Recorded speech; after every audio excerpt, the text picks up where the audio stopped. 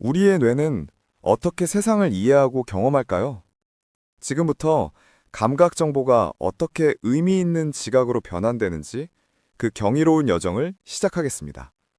신경과학의 원리 파트 4 지각편입니다.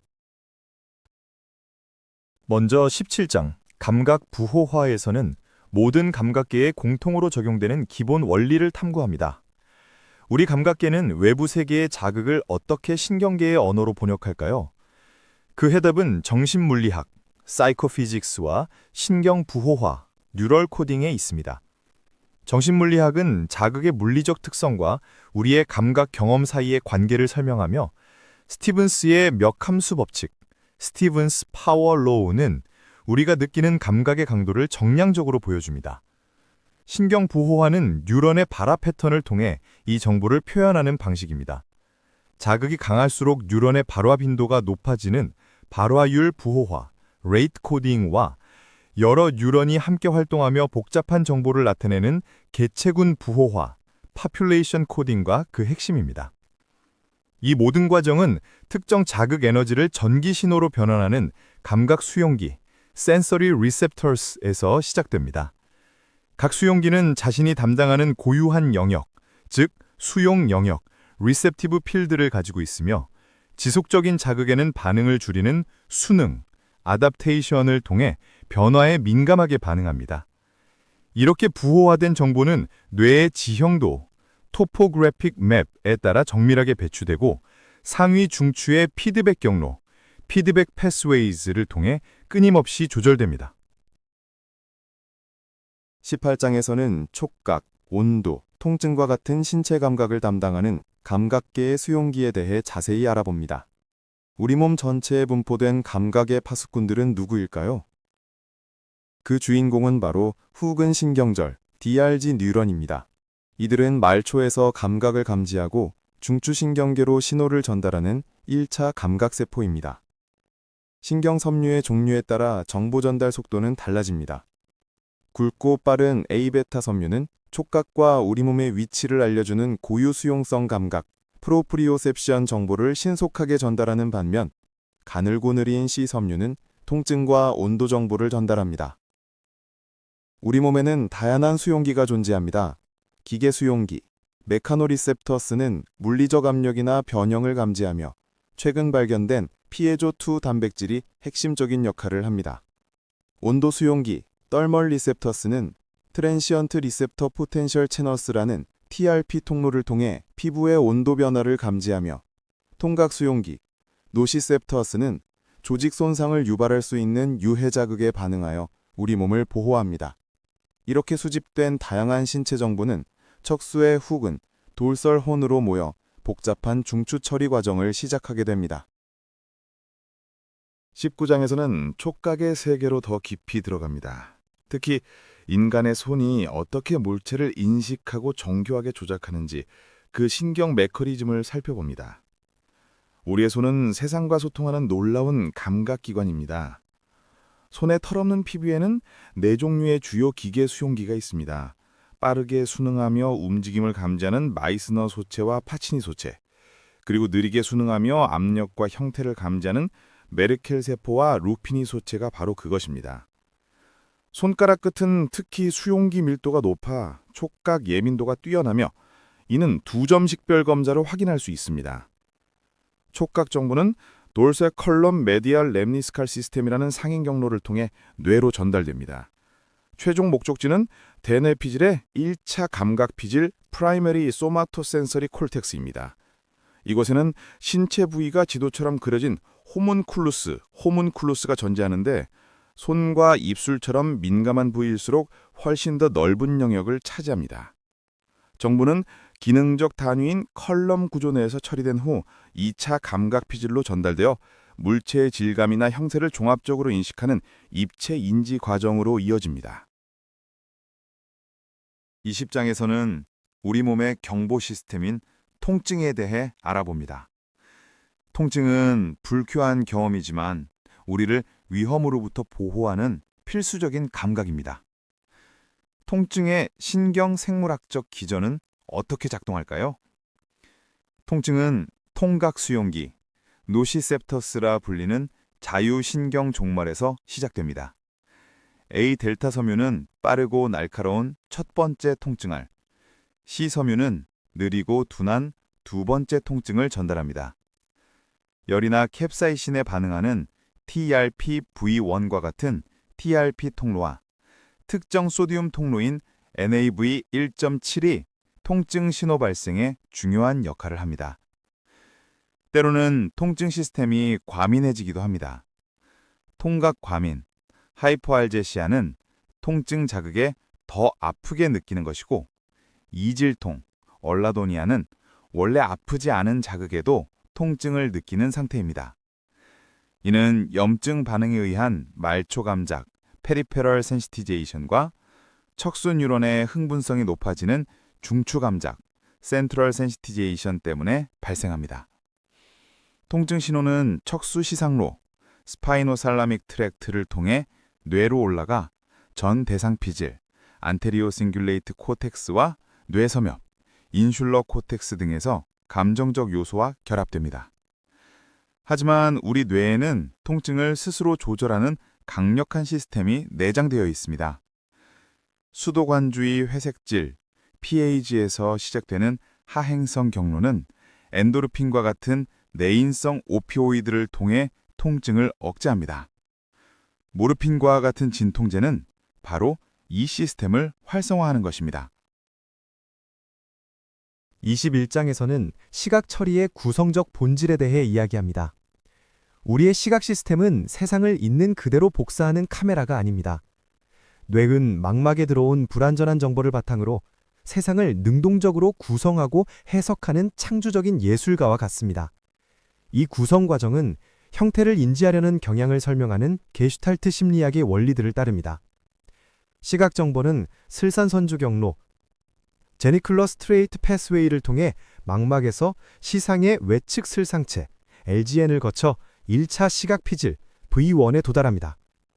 V1 이후 정보는 개체 인식을 담당하는 배쪽 경로, 벤트랄 패스웨이와 공감 및 행동 제어를 위한 등쪽 경로, 도살 패스웨이라는 두 개의 큰 흐름으로 나뉘어 병렬적으로 처리됩니다. 즉, 배쪽 경로는 왓을, 등쪽 경로는 웨얼과 하우에 대한 정보를 처리하게 됩니다.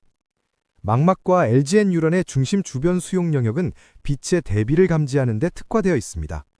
반면 V1에 이르러서야 비로소 여러 입력이 조합되어 특정 방향의 선에만 반응하는 방향 선택성, 오리엔테이션 셀렉티비티가 나타납니다. V1은 기능적으로 유사한 뉴런들이 모인 컬럼 구조로 이루어져 있으며 안구 우세 컬럼, 오큘라 도미넌스 컬럼스와 방향 컬럼, 오리엔테이션 컬럼스가 규칙적으로 배열되어 시각 정보 처리의 효율성을 높입니다. 22장에서는 시각 처리의 첫 관문인 망막, 레티나의 역할에 대해 심도 있게 살펴봅니다. 뇌의 창이라 불리는 망막은 어떻게 빛을 의미 있는 신경신호로 바꾸는 걸까요? 망막에는 두 종류의 광수용기, 포토리셉터스가 있습니다. 막대세포, 로즈는 어두운 곳에서 희미한 빛을 감지하고 원뿔세포, 콘스는 밝은 곳에서 색과 세밀한 형태를 봅니다. 광변환, 포토트랜스덕션은 빛이 광색소에 흡수되면서 시작됩니다. 이로 인해 이온 통로가 닫히면서 세포가 과분극, 하이퍼폴라리제이션 되고 어둠 속에서 지속적으로 방출되던 신경 전달 물질의 양이 줄어드는 방식으로 신호가 발생합니다. 이 신호는 양극세포, 바이폴라 셀스를 거쳐 망막의 최종 출력 뉴런인 신경절 세포, 갱글리온 셀로 전달되며 수평세포, 호리존탈 셀스와 무축삭 세포, 아무크넨 셀스가 신호를 정교하게 조절합니다. 특히 빛의 증가에 반응하는 온 경로와 감소에 반응하는 오프 경로로 나뉘는 병렬 처리는 망막 회로의 핵심적인 특징입니다. 측면 억제를 통해 형성되는 중심 주변 수용 영역은 망막이 균일한 빛보다는 경계선과 같은 대비 변화를 강조하도록 만듭니다. 또한 망막은 빛 수능, 라이트 어댑테이션을 통해 수십억 배에 달하는 조도 변화에 적응하며 우리가 세상을 안정적으로 볼 수 있게 해줍니다. 23장에서는 중간 수준 시각 처리 과정을 탐구합니다. 뇌가 어떻게 선, 색, 움직임과 같은 국소적 정보, 즉 시각 원초를 모아 하나의 통합된 객체로 인식하는지를 알아봅니다. 윤곽 통합은 흩어진 선분들을 연결해 객체의 경계를 만드는 과정으로 V1 피질 뉴런들 사이의 장거리 수평 연결이 중요한 역할을 합니다. 깊이 지각은 양쪽 눈의 이미지 차이인 양안 시차를 분석하여 이루어지며 배경에서 객체를 분리하는 데 결정적입니다. 이러한 과정에서 맥락 변조는 매우 중요합니다. 뉴런의 반응은 수영 영역 안의 자극뿐 아니라 그 주변 맥락에 의해서도 달라집니다. 이는 조명이 바뀌어도 객체의 색이 일정하게 보이는 색채 항상성이나 어떤 경계선이 어떤 객체에 속하는지를 판단하는 경계 소요권의 신경 기반이 됩니다. 우리의 시각 시스템은 고정되어 있지 않습니다. 반복적인 훈련을 통해 시각적 변별력이 향상되는 지각 학습, 퍼셉추얼 러닝은 V1과 같은 초기 시각 영역의 회로가 성인이 되어서도 변할 수 있는 가소성 플라스티시티를 지니고 있음을 보여줍니다. 이처럼 중간 수준 처리는 단순한 특징들을 모아 복잡하고 의미 있는 지각 세계를 구축하는 핵심적인 다리 역할을 합니다. 24장에서는 시각 처리의 정점인 고수준 시각 처리를 다룹니다. 이 단계에서 시각은 비로소 기억, 감정, 의미와 결합하여 완전한 인지의 영역으로 들어섭니다. 객체 인식은 배쪽 시각 경로의 최종 목적지인 하측두 피질, IT 콜텍스에서 주로 이루어집니다. 이 영역이 손상되면 물체를 알아보지 못하는 시각 실인증이 나타날 수 있습니다. IT 뉴런들은 손이나 얼굴처럼 매우 복잡하고 의미 있는 자극에 선택적으로 반응하며 특히 얼굴 인식을 전담하는 얼굴 영역, 페이스 패치스가 존재합니다. IT 뉴런들은 지각 항상성을 구현합니다. 즉, 대상의 크기나 위치, 시점이 바뀌어도 뉴런들은 불변하는 반응을 보여 우리가 대상을 안정적으로 인식할 수 있게 합니다. 더 나아가 우리는 서로 다른 대상을 하나의 범주로 묶어 인식하는데 이를 범주적 지각, categorical perception이라 하며 이는 전전두엽, 프리프론탈 코텍스에서 처리됩니다. 객체 인식은 기억과 불가분의 관계에 있습니다. IT 피질은 장기 기억 형성을 위해 내측 툭두엽과 단기적인 정보 저장을 위한 작업 기억, 워킹 메모리왈과 긴밀히 협력합니다. 학습을 통해 IT 뉴런들의 반응 특성이 변하며 이는 시각적 경험이 어떻게 뇌에 저장되고 회상되는지를 보여주는 강력한 증거입니다. 25장에서는 등 쪽 시각 경로가 어떻게 끊임없는 눈의 움직임 속에서도 안정된 시각 세계를 구축하고 주의를 통해 특정 객체를 선택하여 행동을 유도하는지에 대해 설명합니다. 우리의 눈은 끊임없이 사카이드라는 빠른 눈 움직임을 통해 시야를 탑색합니다. 그럼에도 세상이 안정적으로 보이는 이유는 눈운동 명령의 사본인 결과 방전, corollary discharge이 시각 시스템에 미리 전달되어 움직임을 보상하기 때문입니다. 이 과정에서 두정엽 뉴런들의 수용 영역은 눈이 움직이기도 전에 미래의 위치로 재사상, 리매핑됩니다. 주의, attention은 특정 정보의 처리 자원을 집중하는 능력입니다. 마루엽은 공간적 주의의 핵심적인 역할을 하며 손상 시 한쪽 공간을 무시하는 무시증후군을 유발할 수 있습니다. LIP, Lateral Intraparietal Cortex. 뉴런들은 현재 가장 중요한 시각 정보가 무엇인지를 나타내는 우선순위 지도, Priority Map을 형성하여 우리의 시선과 행동을 이끕니다. 마지막으로 두정엽은 시각 운동, 통합의 중추입니다. AIP, Anterior Interparietal Cortex와 같은 곳의 뉴런들은 물체의 크기와 모양에 맞춰 손의 자세를 미리 조절하는 등 시각 정보를 행동으로 직접 변환하는 놀라운 능력을 보여줍니다. 우리의 귀는 어떻게 속삭임부터 교양곡까지 다양한 소리를 구분해낼까요? 26점에서는 소리가 신경신호로 변환되는 첫 관문인 달팽이관, 코클리아의 정교한 처리 과정 속으로 들어가 봅니다. 청각의 여정한 귓바퀴를 통해 소리 에너지가 모이는 것에서 시작됩니다. 이 에너지는 고막을 진동시키고 중이의 작은 뼈들을 거치며 증폭되어 마침내 뇌이에 위치한 달팽이관으로 전달됩니다. 달팽이관 안에는 길게 뻗은 기저막, 베이슬러 멤브레인이 있습니다. 이 막은 위치에 따라 기계적 특성이 달라 마치 피아노의 현처럼 각기 다른 주파수에 반응합니다. 달팽이관의 입구인 기저부에서는 고주파 소리에, 가장 안쪽인 첨단부에서는 저주파 소리에 가장 크게 진동하죠. 이 덕분에 기저막은 복잡한 소리를 주파수 성분별로 분해하는 기계적 분석기 역할을 하며 음계 배열지도 터노토픽 맵의 물리적 기초를 마련합니다. 기저막 위에는 실제 소리를 감지하는 코르티 기관 organ of co르티가 자리 잡고 있으며 이곳에는 약 16,000개의 유모세포, 헤어셀즈가 있습니다. 기저막의 진동이 유모세포의 미세한 털 다발을 꺾으면 이 기계적 움직임이 놀랍도록 빠른 속도로 전기신호로 바뀌는 기계 전기 변환, 미케노 엘렉트리컬 트랜스덕션 과정이 일어납니다. 하지만 우리 청각의 놀라운 민감도는 여기서 그치지 않습니다. 특히 외유모세포, 아우럴 헤어셀즈는 스스로 움직여 미세한 소리 신호를 증폭시키는 달팽이관 증폭기, 코클리어 앰플리파이어 역할을 합니다. 이 능동적인 과정 덕분에 우리는 아주 작은 소리도 들을 수 있으며 심지어 건강한 귀는 소리를 외부로 방출하기도 하는데 이를 이음향 방사, 오토 어쿠스틱 이미션즈라고 합니다. 이렇게 변환되고 증폭된 청각 정보는 나선 신경절, 스파이럴 갱글리언의 뉴런들을 통해 뇌로 향하는 첫 번째 신호를 만들어냅니다. 각 신경섬유는 특정 주파수에 가장 민감하게 반응하며 소리의 높낮이와 세기에 대한 정보를 담아 뇌로의 긴 여정을 시작합니다. 우리는 어떻게 눈을 감고도 몸의 균형을 잡고 움직임을 인지할 수 있을까요? 27장에서는 우리 몸의 정교한 관성 항법 장치인 전정계, 베스티뷸러 시스템을 탐구합니다.